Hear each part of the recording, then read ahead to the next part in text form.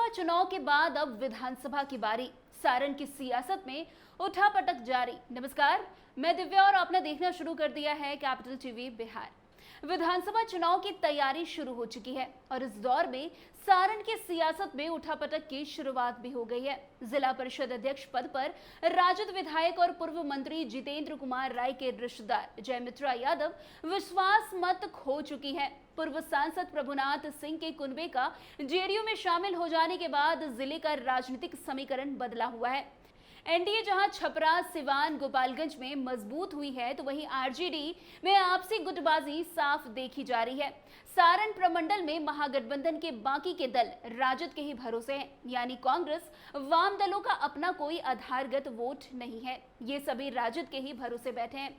सारण में आरजेडी में सबसे बड़ा कद जितेंद्र कुमार राय का है, पर लोकसभा चुनाव में उनके ही विधानसभा क्षेत्र में राजद मामूली अंतर से पीछे रह गई। जितेंद्र राय मढ़ौरा विधानसभा क्षेत्र से चुनाव जीते हैं। वहां यादव, मुस्लिम और भूमियार मतदाताएं निर्णायक भूमिका में है, पर राजपूत का जो वोट है वो किसी का भी गेम बिगाड़ सकता है। जितेंद्र राय का प्रभाव सोनपुर, गरखा, परसा, अमनौर, छपरा, सदर, एकमा और मांझी पर भी है, और खासकर यादव मतदाताओं में।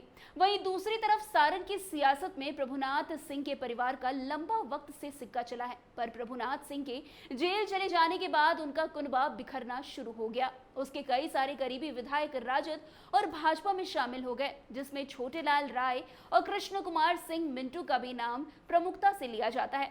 वैसे लोकसभा चुनाव में प्रभुनाथ सिंह के पुत्र रणधीर सिंह का टिकट काटना राजद के लिए आम घाती कदम साबित हुआ।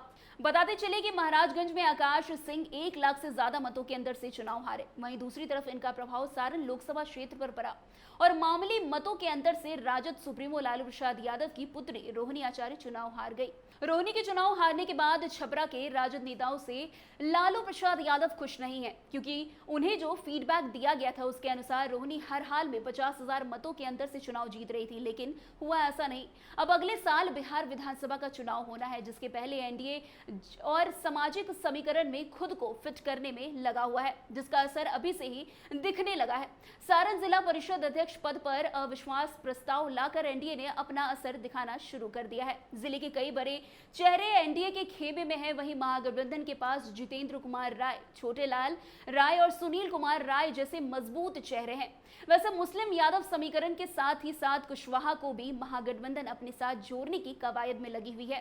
वैसे तेजस्वी मिशन 2025 का खुलासा नहीं कर रहे हैं, पर खबर है कि किसी से बैर नहीं, किसी से कोई राय नहीं, समान विचारधारा वाले लोगों के लिए पार्टी का दरवाजा खोल दिया गया है। बिहार दौरे के क्रम में सबसे ज्यादा कार्यक्रम छपरा, सिवान और गोपालगंज में ही तेजस्वी यादव का तैयार हो रहा है। तेजस्वी यहां पर अपनी जमीनी कार्यकर्ताओं से मिलकर फीडबैक भी लेंगे।